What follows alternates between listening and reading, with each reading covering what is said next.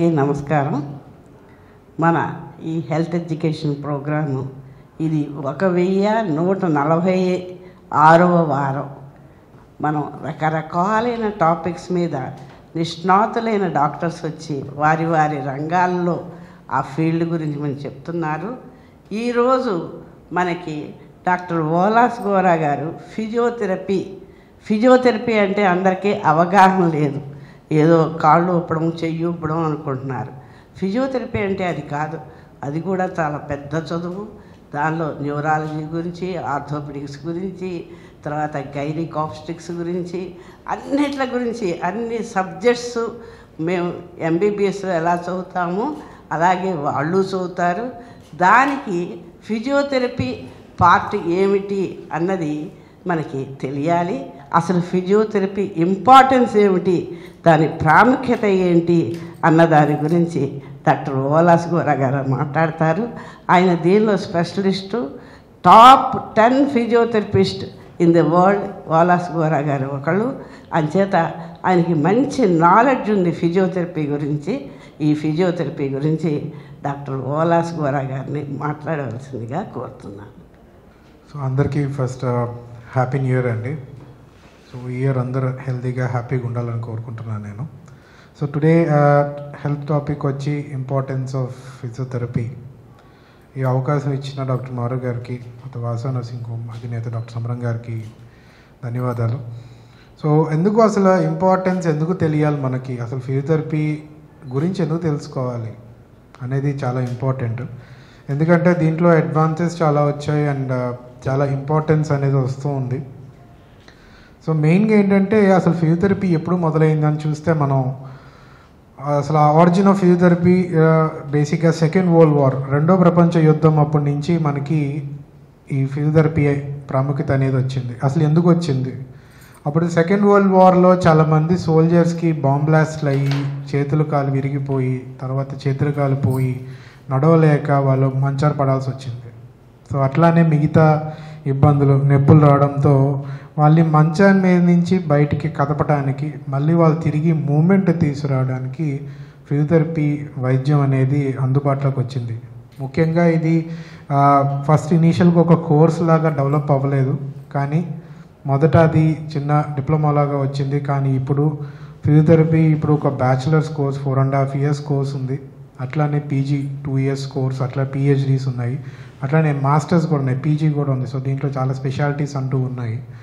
So అసలు physiotherapy అంటే ఏంటి అని చూసినట్టయితే జనరల్ పబ్లిక్లో ఎట్లా ఉంటుందంటే వీళ్ళ దగ్గరికి వెళ్తే ఎక్సర్సైజులు చెప్తారు, మెడనొప్పి ఉన్నా నడునొప్పి ఉన్నా ఎక్సర్సైజులు చెప్తారు, పక్షవాతం ఉంటే ఎక్సర్సైజులు చెప్తారు, మనం పట్టేస్తే గట్టిగా లాగుతారు.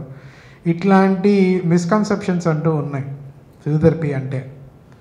ఎట్లాగైతే డాక్టర్ దగ్గరికి వెళ్తే సూదిస్తారు, గోళీలు ఇస్తారు అనేది ఎట్లా ఉంటుందో, ఫిజియోథెరపీ దగ్గరికి వెళ్తే కాళ్ళు చేతులు లాగుతారు, లేకపోతే ఎక్సర్సైజులు చెప్తారు, చేసుకోమని చెప్తారు అనేది అంటారు. సో యాక్చువల్గా ఫిజియోథెరపీ అది కాదండి. Actual physiotherapy is a part of modern medicine. So దీంట్లో ఏంటంటే ఒక వ్యాధి గురించి అవగాహన ఉండి మెడిసిన్ కంప్లీట్గా మన శరీరంలో వచ్చే ఇబ్బందులు ఏంటి, మన ఎముకలు ఎన్ని ఉంటాయి, తర్వాత కండరాలు, కంప్లీట్ ఎనాటమీ ఫిజియాలజీ కంప్లీట్గా నేర్చుకుని, అట్లానే clinical part general medicine, pharmacology, pathology, microbiology, అట్లానే పీడియాట్రిక్స్, గైనికాబ్స్, సో ఇవన్నీ కంప్లీట్గా ఈ కోర్సులో ఉంటాయి. సో దాని ద్వారా వచ్చే ఇబ్బందులు ఏవైతే ఫిజియోథెరపీ ద్వారా నయం చేయొచ్చో, లేకపోతే చికిత్స విధానంలో ఫిజియోథెరపీ ఉపయోగపడుతుందో దానికి మా ఫీల్డ్ అనేది ఉపయోగపడుతుందండి. Next slide. సో దీంట్లో చూస్తే అసలు ఫిజియోథెరపీ ఎవరెవరికి ఏ దశల్లో ఉపయోగపడుతుందని చూసినట్టయితే ఫిజియోథెరపీ అప్పుడే పుట్టిన పిల్లవాడి తెగించి ముసలి వాళ్ళ వరకు ఫిజియోథెరపీ రోలు డిఫరెంట్ డిపార్ట్మెంట్స్లో ఉందండి.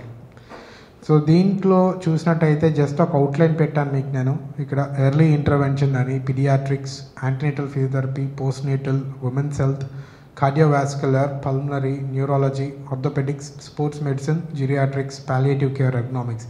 సో ఇది డిఫరెంట్ డిపార్ట్మెంట్స్ అండి. సో మన మెడిసిన్లో ఎట్లా అయితే మనకి ఆర్థోపెడిక్స్, న్యూరాలజీ, కార్డియోవాస్కులర్, పల్మనరీ అట్లా డిఫరెంట్ బ్రాంచెస్ ఎట్లా ఉంటాయో ఫిజియోథెరపీ ఫీల్డ్లో కూడా స్పెషాలిటీ బ్రాంచెస్ అంటూ ఉన్నాయి. సో ఇవాళ సదస్సులో నేను అసలు ఏ డిపార్ట్మెంట్లో మా రోల్ ఉంది, దానివల్ల ఉపయోగం ఏంటో మనం చూద్దాం. సో ఫస్ట్ థింగ్ వచ్చేసరికి ఎర్లీ ఇంటర్వెన్షన్ అండి. ఎర్లీ ఇంటర్వెన్షన్ అంటే పుట్టంగానే బాబుకు కానీ పాపకు కానీ ఏమైనా ఇబ్బందులు వస్తే వాటిలో ఫిజియోథెరపీ రోల్ ఏమైనా ఉంటే చేసే విభాగాన్ని ఎర్లీ ఇంటర్వెన్షన్ అంటాం.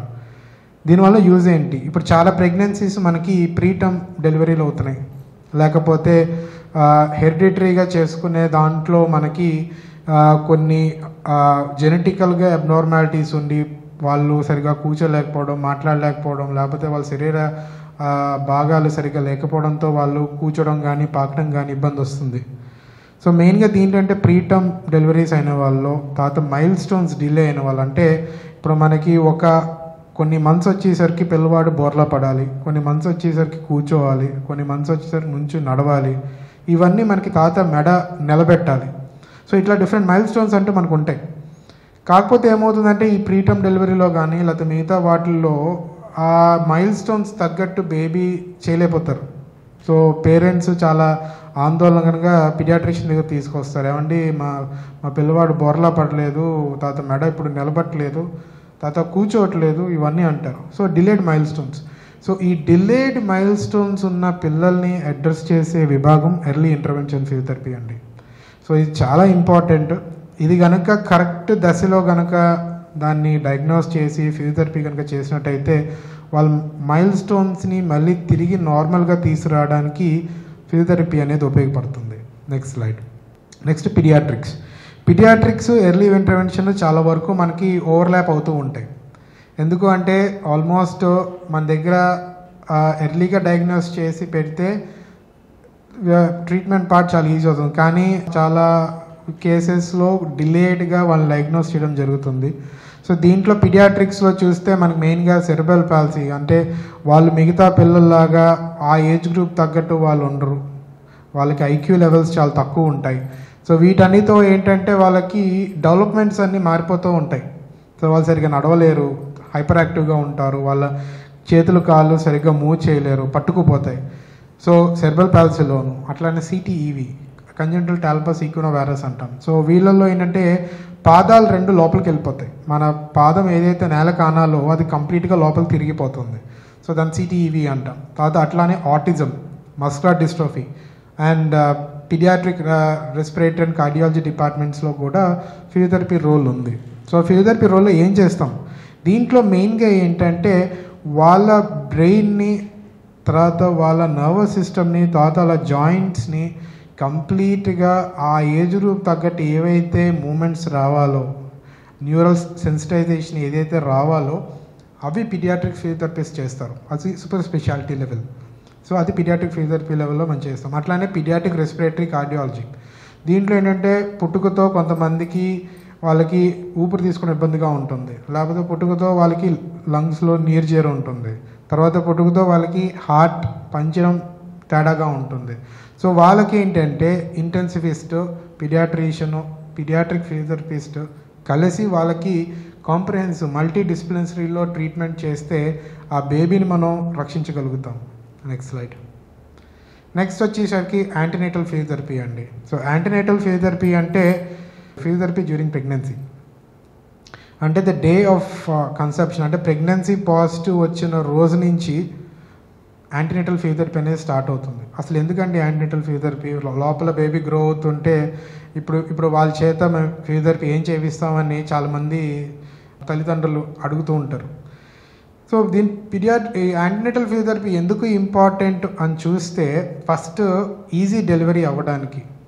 ఇదివరకు ఇప్పటికి చూస్తే ఎంత నార్మల్ డెలివరీస్ అవుతున్నాయి, ఎన్ని సి సెక్షన్లు అవుతున్నాయని చూస్తే మ్యాక్సిమం సి సెక్షన్ లెవెల్సే పెరిగినాయి, నార్మల్ డెలివరీ తగ్గిపోయినాయి. ఇప్పుడు ద రీజన్ మన ఫాస్ట్ లైఫ్, మనం ఎక్సర్సైజ్ కానీ లేకపోతే మన కండరాల పటుత్వం కానీ ఇవన్నీ క్రమేపీ తగ్గిపోయి వచ్చాయి. సో దాని మూలాన బేబీని పుష్ చేయాలన్నా, లేకపోతే ప్రెగ్నెన్సీలో నడుల నొప్పులు కానీ లేకపోతే కాలువాపులు కానీ ఇవన్నీ మనకి నెమ్మదిగా పెరుగుకుంటూ వచ్చాయి. సో వాటిని అడ్రస్ చేయాలి అంటే మెడికల్ ఫీల్డ్లో యాంటీనేటల్ ఫిజియోథెరపీ అనేది చాలా ఇంపార్టెంట్ రోల్ ప్లే చేస్తుంది. నెక్స్ట్ దీంట్లో ఏంటంటే మెయిన్గా ప్రెగ్నెన్సీ ఫిజియోథెరపీలో, యాంటీనేటల్ ఫిజియోథెరపీలో ట్రిమిస్టర్ వైజ్, అంటే మనకు 3 ట్రిమిస్టర్లు ఉంటాయి 9 నెలల్లో. సో ప్రతి ట్రెమిస్టరు వాళ్ళ బరువు బట్టి వాళ్ళ బేబీ గ్రోత్ బట్టి వాళ్ళకి ఫిజియోథెరపీ అనేది చేపిస్తాం. సో దీంట్లో ముఖ్యంగా వాళ్ళకి వెన్నుపూస సమస్యలు ఉన్నా, కాలవాపులు ఉన్నా, తర్వాత వాళ్ళ పొట్టకండాలు పట్టుతో రావడానికి వాటి కోసం ఫిజియోథెరపీ వ్యాయామాలు ఉంటాయి, దాని తగ్గట్టు వైద్యం అనేది ఉంటుంది. నెక్స్ట్ వచ్చేసరికి post natal physiotherapy. So post natal physiotherapy అంటే డెలివరీ అయిన తర్వాత, అది సి సెక్షన్ కావచ్చు, నార్మల్ డెలివరీ కావచ్చు. సో దీంట్లో ఎందుకండి బేబీ పుట్టేసిన తర్వాత ఫిజియోథెరపీ రోల్ ఏంటండి? ఇప్పుడు బేబీ పుట్టేసిన తర్వాత మదర్ మళ్ళీ యాక్టివ్గా మళ్ళీ అన్ని పనులు చేసుకోవడానికి. రెండోది ఏంటంటే ఇప్పుడున్న విమెన్ అందరూ వర్కింగ్ ఉమెన్. సో మళ్ళీ వాళ్ళు జాబ్స్కి వెళ్ళిపోవాలి, లేకపోతే ఇంటి పనులు చురుగ్గా చేయాలి. ఇవన్నీ చేయాలి అంటే పోస్ట్ నేటల్ ఫిజియోథెరపీ చాలా ఇంపార్టెంట్ రోల్ అండి. సో దీంట్లో మెయిన్గా పోస్ట్ నేటల్ ఫిజియోథెరపీలో మనకి సి సెక్షన్ అయిన తర్వాత, అంటే సీజర్ అయిన తర్వాత 6 వీక్స్ ఆగాలండి పోస్ట్ నేటల్ ఫిజియోథెరపీ. కుట్లు మానాలి, కుట్లు మానిన తర్వాతే ఫిజియోథెరపీ చేయగలం. అట్లానే డెలివరీ అయిన 3-4 డేస్కే పోస్ట్ నేటల్ ఫిజియోథెరపీ అనేది స్టార్ట్ చేయొచ్చు. దీంట్లో ముఖ్యంగా మనకి బేబీ బయటికి రాగానే పొట్టంతా లూజ్గా అయిపోతుంది. సో మదర్ ఏమని చెప్తారంటే, మేము నడిచేటప్పుడు మాకు పొట్ట మా కంట్రోల్ ఉండట్లేదండి, లేకపోతే మాకు మూత్రం దగ్గిన తుమ్మిన డ్రాప్స్గా స్ట్రెస్ ఇన్కాంటినెన్స్ అంటాం. సో మూత్రం అట్లా పడిపోతుందండి అంటారు. సో వాటిని అడ్రస్ చేయడానికి మెయిన్గా ఈ పోస్ట్ నేటల్ ఫిజియోథెరపీ అనేది చాలా ఇంపార్టెంట్. తర్వాత ఈ పోస్ట్ నేటల్ ఫిజియోథెరపీతో మళ్ళీ వాళ్ళకి వెన్నుపూస సమస్యలు ఏవైతే ప్రెగ్నెన్సీలో ఉన్నాయో, అట్లానే కీళ్ళ సమస్యలు ఏవైతే ప్రెగ్నెన్సీలో వచ్చాయో వాటన్నిటినీ పోస్ట్ నేటల్ ఫిజియోథెరపీలో అడ్రస్ చేస్తాం. నెక్స్ట్ వచ్చేసరికి ఉమెన్స్ హెల్త్ అండి. సో ఉమెన్స్ హెల్త్లో ఫిజియోథెరపీ రోల్ ఏంటి? సో ఉమెన్స్ హెల్త్ రిలేషన్ ఏంటి చూసినట్టయితే, ఇప్పుడు ఆధునిక జీవన శైలిలో మనకి మెయిన్గా ఒబిసిటీ ఎక్కువ అయిపోయింది, ఫాస్ట్ ఫుడ్స్ ఎక్కువ అయిపోయినాయి, మనకి ఎక్సర్సైజ్ తగ్గిపోయింది, కానీ హైలీ న్యూట్రిషియస్ డైట్ ఎక్కువ అయిపోయింది. మామూలు న్యూట్రిషన్ కాదు, highly nutritious diet, high level of sugars, high level of carbs. So వీటి మూలాన ఏంటంటే వెయిట్ పుట్ ఆన్ అయిపోతున్నారు. ఎప్పుడైతే ఎందుకు women's health, why not men's health అని చూస్తే, ఉమెన్స్ హెల్త్ ఎప్పుడైతే వెయిట్ పుట్ ఆన్ అవుతారో వాళ్ళకి హార్మోనల్ ఇంబ్యాలెన్స్ వస్తుంది. హార్మోనల్ ఇంబ్యాలెన్స్తో వాళ్ళకి ఇర్రెగ్యులర్ మెన్స్ట్రువల్ సైకిల్ ఉంటుంది, దాట్ లీడ్స్ టు ఇన్ఫర్టిలిటీ. ఎప్పుడైతే ఇర్రెగ్యులర్ మెన్సెస్ ఇవన్నీ ఉంటాయో పీసీఓడి కూడా రైజ్ అవుతుంది. సో ఇవన్నీ ఇంటర్లింక్డ్ అండి. So when they are interlinked, ఈ ఉమెన్స్ హెల్త్లో ఏంటంటే we'll address the issue what actual women is facing. Over వెయిటా, లేకపోతే వాళ్ళకి మిగతా ప్రాబ్లమ్స్ ఏమైనా ఉన్నాయా, వాటిని అడ్రస్ చేసే ఫీల్డ్ ఉమెన్స్ హెల్త్. సో దీంట్లో మెయిన్గా మేము వాసా ఫిజియోథెరపీలో గత 14 ఏళ్ళుగా మేము చూసింది ఏంటంటే, ఓవర్ వెయిట్ ఉండి పీసీఓడి ఉండి వాళ్ళు ఇర్రెగ్యులర్ మెన్స్ట్రువల్ సైకిల్ ఉన్న వాళ్ళకి క్లినికల్ ఫిట్నెస్ క్లాసెస్ పెట్టి వాళ్ళ చేత ఎక్సర్సైజెస్ ఇవన్నీ చూస్తే we have seen very good change in there menstrual cycle. వాళ్ళు వెయిట్ లాస్ అయ్యారు, వాళ్ళ మెన్స్ట్రువల్ సైకిల్ రెగ్యులరైజ్ అయింది, ఆ పీసీఓడి ఏదైతే ఉందో అది డిక్రీజ్ అయింది, సో ఫర్టిలిటీ లెవెల్ ఇంక్రీజ్ అయింది. So that's how women's health physiotherapy will help you. Next వచ్చేసరికి కార్డియోవాస్కులర్ అండి. సో గుండెకి సంబంధించింది. సో గుండెకి సంబంధించిన దాంట్లో ఫిజియోథెరపీ పాత్ర ఏంటి?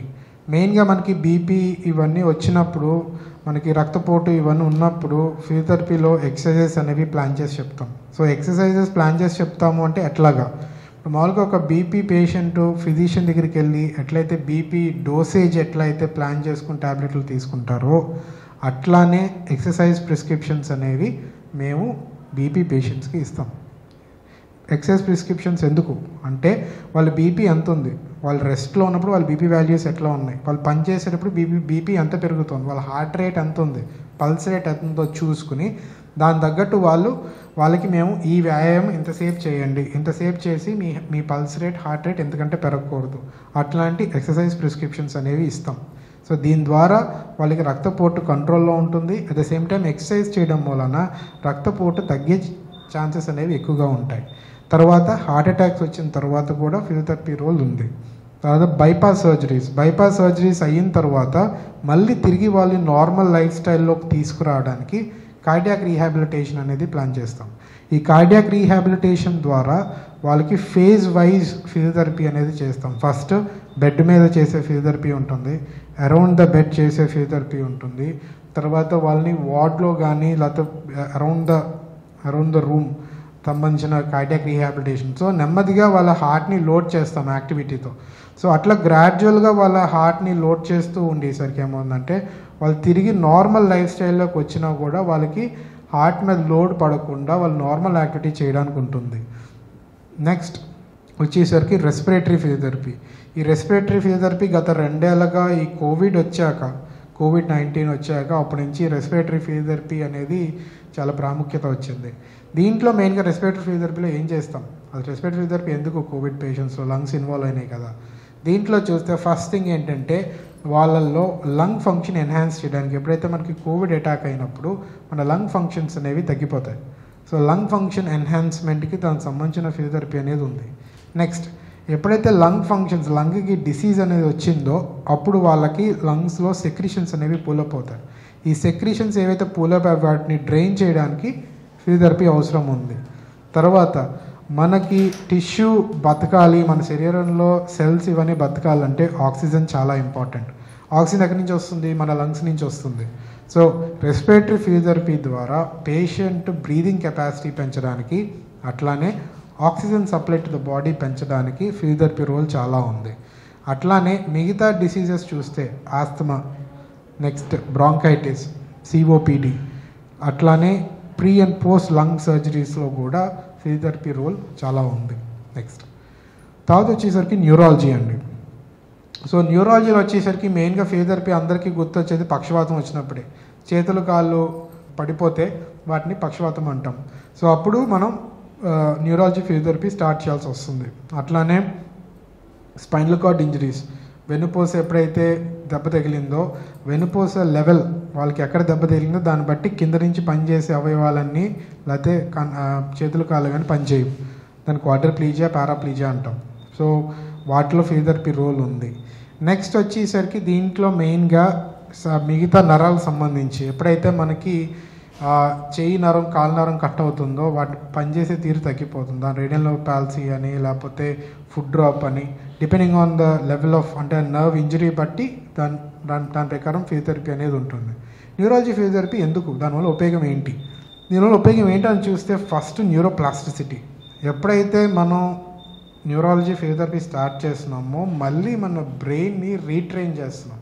Once again we're retraining your brain. దాంతో పాటుగా మోటార్ రీలెర్నింగ్. ఎప్పుడైతే పక్షవాతం వచ్చిందో, మీరు పక్షవాతం వాళ్ళు చూసినట్టయితే మామూలుగా మనం తినడం ఇట్లా తింటాం, కానీ పక్షవాతం వాళ్ళు ఇట్లా తింటారు. సో వాళ్ళు చాలా కష్టపడతారు నోట్లోకి వెళ్ళడానికి. ఇది రోజు చేసే పని, చిన్నప్పటి నుంచే చేస్తారు. కానీ పక్షవాతం వచ్చిన తర్వాత వాళ్ళు అదే యాక్టివిటీ చేయాలంటే వాళ్ళకి రాదు. వాళ్ళ చెయ్యి వాళ్ళ కంట్రోల్లో ఉండదు. నడవాలన్నా కూడా వంకరగా నడుస్తారు.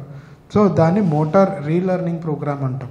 సో మోటార్ రీలెర్నింగ్ అవుతుంది.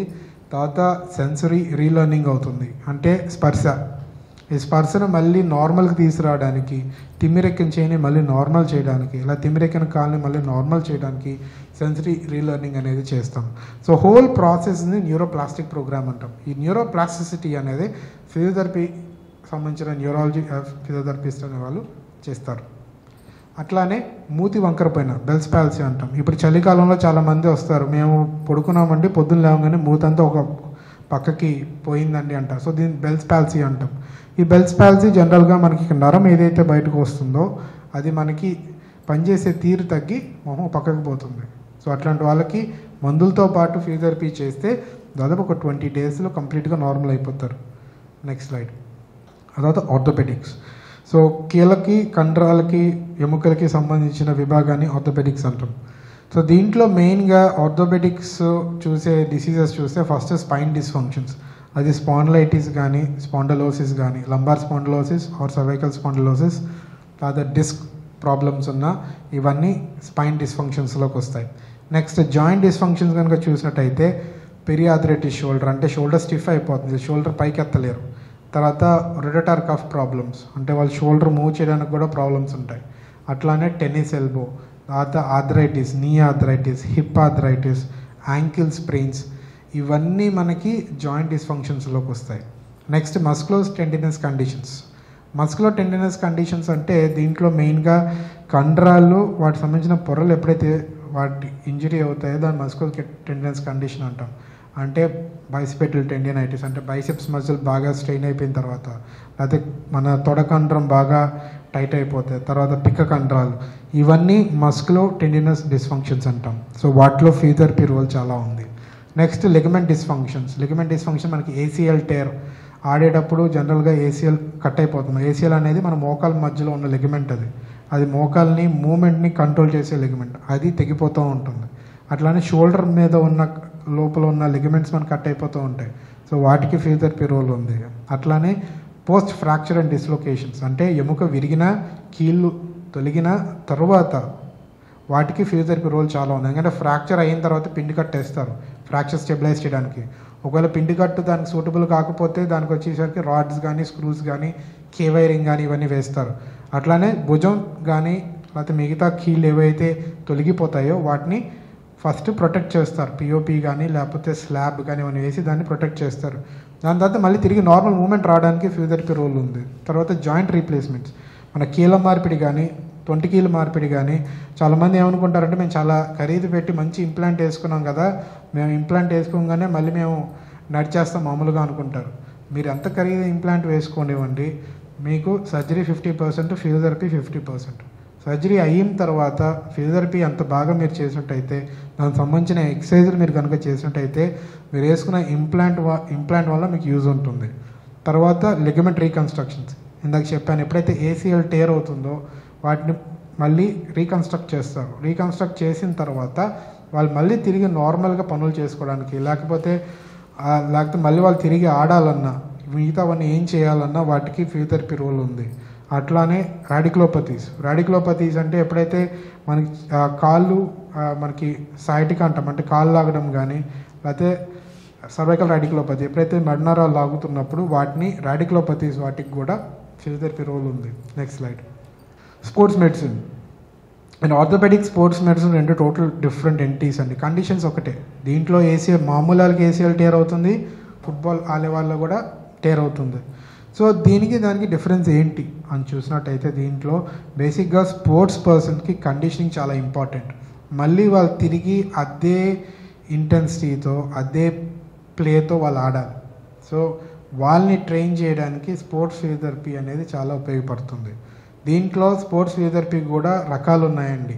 దీంట్లో వచ్చి ఆన్ ఫీల్డ్ ఫిజియోథెరపీ అంటే మీరు క్రికెట్ మ్యాచెస్లో చూస్తూ ఉంటారు, లేకపోతే ఫుట్బాల్ మ్యాచెస్లో చూస్తూ ఉంటారు. ఒక ప్లేయర్ కింద పడిపోతే ఎమ్మటే ఒక ఫిజియో వస్తారు, వాళ్ళని కరెక్ట్ చేసి ఎమ్మటే వాళ్ళని సెట్ చేసి గేమ్కి పంపిస్తారు. So that's called on field physiotherapy. Of field ఎవరికి గాయం పెద్దది, వాళ్ళకి అక్కడ నయం అవ్వదు. సో వాళ్ళకి ఫస్ట్ ఇనిషియల్గా మెడికల్ మేనేజ్మెంట్ చేస్తారు. మెడికల్ మేనేజ్మెంట్ అయిన తర్వాత మళ్ళీ వాళ్ళు రీకండిషన్ చేయాలి. రీకండిషన్ చేయడానికి వాళ్ళని ఒక ఫిజియోథెరపీ సెంటర్లో పెట్టి వాళ్ళు మళ్ళీ రీట్రైన్ చేస్తాం మళ్ళీ. So that's called of field physiotherapy. తర్వాత ప్రీ కండిషనింగ్ బిఫోర్ స్పోర్ట్. అప్పుడు జనరల్గా మా సెంటర్కి కొంతమంది ప్లేయర్స్, స్విమ్మర్స్ కానీ లేకపోతే టెన్నిస్ ప్లేయర్స్ కానీ వస్తారు. వాళ్ళు ఏంటంటే మాకు స్పోర్ట్ జాన్లో కానీ మాకు ఫిబ్రవరిలో కానీ ఉందండి, మాకు మళ్ళీ మా షోల్డర్స్ ఇవన్నీ మాకు కండిషన్, వాళ్ళు ఏంటంటే గేమ్ ఆడడానికి ట్రైనింగ్ అవుతూ ఉంటారు. అపార్ట్ ఫ్రమ్ దట్ వాళ్ళ షోల్డర్ కానీ వాళ్ళ నీ కానీ కండిషన్ చేసుకుంటూ ఉంటారు. వాళ్ళకి సపరేట్ ఫిజియోథెరపీ ఉంటుంది డిపెండింగ్ ఆన్ స్పోర్ట్. వాళ్ళు షటిల్ ఆడుతున్నారా, వాలీబాల్ ఆడుతున్నారా, టెన్నిస్ ఆడుతున్నారా, క్రికెట్ ఆడుతున్నారా. సో స్పోర్ట్ బట్టి వాళ్ళ కండిషనింగ్ ప్రోగ్రామ్ ఉంది. So pre conditioning before sport. And game అయిపోయిన తర్వాత మళ్ళీ post conditioning, they need to condition back. So దానికి పోస్ట్ కండిషనింగ్ ప్రోగ్రామ్ ఉంటుంది. తర్వాత ఇంజరీ స్పెసిఫిక్ కండిషనింగ్, అంటే వాళ్ళకి ఇంజరీ అయింది, ఏసీఎల్ ఇంజరీ అయింది. ఏసీఎల్ ఇంజరీ అయిన తర్వాత వాళ్ళు ఎట్లాంటి స్పోర్ట్స్ ఫిజియోథెరపీ ఎట్లాంటి చేయించుకోవాలి, వాళ్ళు ఎట్లా కండిషన్ అవ్వాలి అనేది ఇంజరీ స్పెసిఫిక్ కండిషనింగ్ అనేది ఉంటుంది. నెక్స్ట్ తర్వాత ఫీల్డ్ వచ్చేసరికి జిరియాట్రిక్స్ మెయిన్గా చూస్తే ఇది ముసలి వాళ్ళలో ఓల్డ్ ఏజ్లో వచ్చే ప్రాబ్లమ్స్ అడ్రస్ చేయడానికి జిరియాట్రిక్ ఫిజియోథెరపీ అనేది ఉంది. దీంట్లో ఫస్ట్ వచ్చేసరికి ఫాల్ ప్రివెన్షన్ అంటే జనరల్గా ముసలి వాళ్ళకి ఏంటంటే ఒకలాంటి ఫియర్ వస్తుంది, మేము నడవాలంటే పడిపోతాము, లేకపోతే చాలామంది ముసలి వాళ్ళు కింద పడిపోయి తొంటెముక ఎరగడమో లేకపోతే మనుగట్టు విరగడమో అనేది జరుగుతుంది, లేకపోతే స్పైన్ విరగడం అనేది జరుగుతుంది. సో ఈ ఫాల్ ప్రివెన్షన్ ప్రోగ్రామ్ అనేది జిరియాట్రిక్ ఫిజియోథెరపీలో చేస్తాం. సో వాళ్ళకి బ్యాలెన్స్ ట్రైనింగ్, అంటే వాళ్ళు లేచి కూర్చుని నుంచుని వాళ్ళ బ్యాలెన్స్ వాళ్ళు మెయింటైన్ చేసుకుని వాళ్ళు పడకుండా ఫాల్ ప్రివెన్షన్ ప్రోగ్రామ్ అనేది ఫిజియోథెరపీలో చేస్తాం. నెక్స్ట్ ఎప్పుడైతే మన వయసు పెరిగే కొద్దీ మనకి ఎముకల్లో శక్తి కానీ అది కండరంలో శక్తి కానీ తగ్గుతుంది. సో వాటిని బోన్ లాస్ తగ్గకుండా మజిల్ స్ట్రెంగ్త్ పెరగడానికి వాటికి సంబంధించిన ఫిజియోథెరపీ చేస్తాం. అట్లానే మన ఏజ్ పెరిగే కొద్దీ మన ఊపిరితిత్తులు, మన గుండె సంబంధించిన పనితీరు తగ్గుతుంది, వాటిని ఎన్హాన్స్ చేయడానికి జిరియాట్రిక్ ఫిజియోథెరపీలో చేస్తాం. నెక్స్ట్ అండ్ లాస్ట్ థింగ్ వచ్చేసరికి ఎర్గనామిక్స్ అండి. సో ఎర్గనామిక్స్ బేసిక్గా మనం కరెక్ట్గా కూర్చుంటున్నామా లేదా, అది మనం రెస్ట్లో ఉన్నా పని చేస్తున్నా మనకి వచ్చే వెనుపొస సమస్యలు కానీ మిగతా కీళ్ళకు సంబంధించిన సమస్యలు కానీ ఎర్గనామిక్ ఫిజియోథెరపీ అనేది అడ్రస్ చేస్తాం. సో ఇది కూడా గత 2 ఏళ్ళ నుంచి ప్రాముఖ్యత వచ్చింది. ఎందుకు మెయిన్గా అంటే కోవిడ్ మూలన అందరికీ ఆన్లైన్ క్లాసులు అయినాయి, ఆన్లైన్ వర్కింగ్స్ అయినాయి, అన్ని జూమ్ మీటింగ్స్ కానీ ఇవన్నీ ఆఫీస్ మీటింగ్స్ కానీ అన్నీ ఆన్లైన్ అయిపోయినాయి. సో గంటల తరబడి అది మనం సోఫాలో కూర్చుంటున్నామా, బెడ్ మీద అడ్డంగా పడుకుని మనం టీవీ చూస్తున్నామా, లేకపోతే మీటింగ్ చేస్తున్నాం, మీటింగ్ అటెండ్ అవుతున్నాం అనేది ఒక ప్రాపర్ పోస్చర్ పోయింది. ఎప్పుడైతే ప్రాపర్ పోస్చర్ పోయిందో మన బాడీని మనం అబ్యూజ్ చేసినప్పుడు అది కొన్ని రోజులు వింటుందండి. కొన్ని రోజులు వినిన తర్వాత కొన్ని రోజుల తర్వాత మన బాడీ మన మాట విందు, దానివల్ల మనకు నొప్పులు అరైజ్ అవుతాయి. సో వాటిని అడ్రస్ చేసే ఫీల్డ్ని ఎర్గనామిక్స్ ఫిజియోథెరపీ అంటాం. సో ఇవన్నీ డిఫరెంట్ డిపార్ట్మెంట్స్ అండి ఫిజియోథెరపీలో. సో ఇది today my presentation about importance of physiotherapy. Thank you.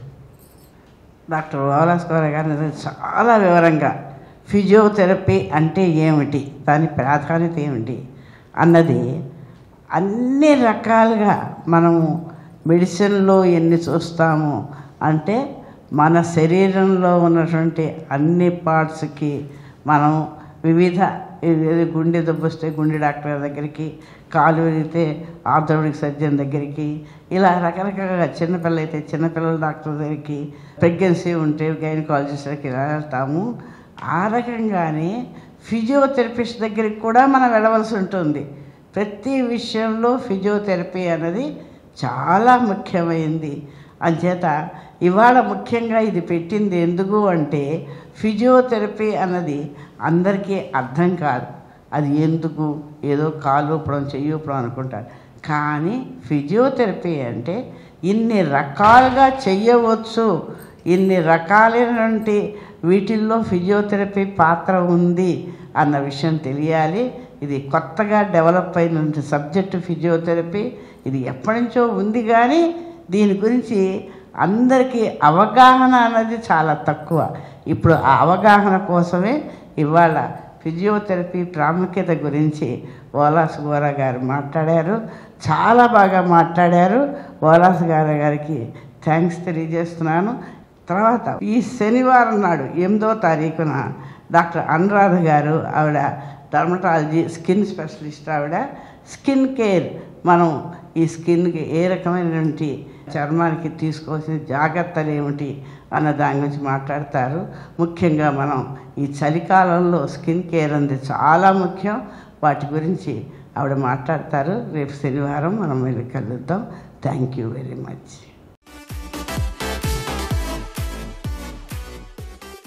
ఈ కార్యక్రమం మీకు ఎంతో నచ్చింది కదా.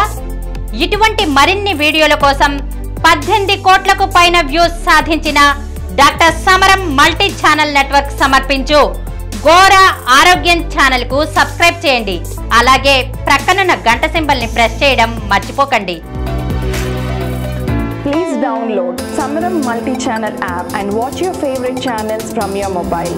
App available on Google Play Store and subscribe to the channels.